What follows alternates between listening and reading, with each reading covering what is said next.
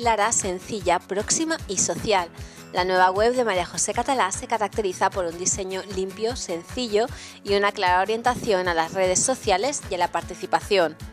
Tecleando www.mariajosecatalá.es accedemos a la portada en la que aparecen las últimas noticias.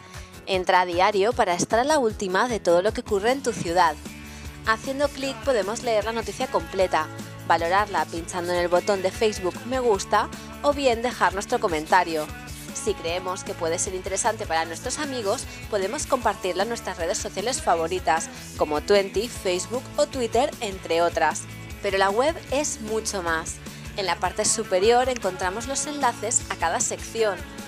El balance de gestión recoge al detalle cada una de las cientos de actuaciones realizadas en cada área y en cada barrio de la ciudad, todas ellas acompañadas por imágenes y vídeos. En la sección Puedes confiar encontramos los capítulos de una simpática serie de animación que presenta a una familia torrentina. Paseando por la ciudad nos enseñan cómo ha mejorado Torrent en los últimos 4 años.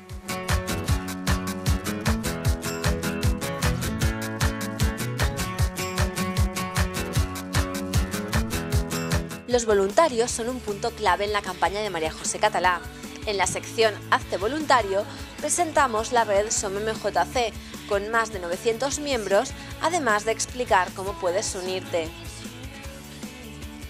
Queremos que participes, que esto también sea tu web y que el programa del Partido Popular sea el tuyo. Por eso queremos que nos cuentes cómo quieres que sea el Torrent del futuro, cómo podemos mejorar nuestra ciudad.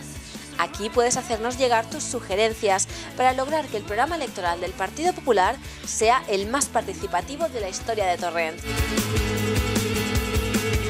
Pero esto es solo el principio. Poco a poco este espacio irá evolucionando, con nuevos contenidos y sobre todo gracias a tu participación. Entre todos conseguiremos que María José Catalá siga siendo nuestra alcaldesa, porque confiamos en ella, porque queremos que Torrent siga progresando, que cuente con más servicios para todos los torrentinos y torrentinas. Con tu ayuda es posible. Participa.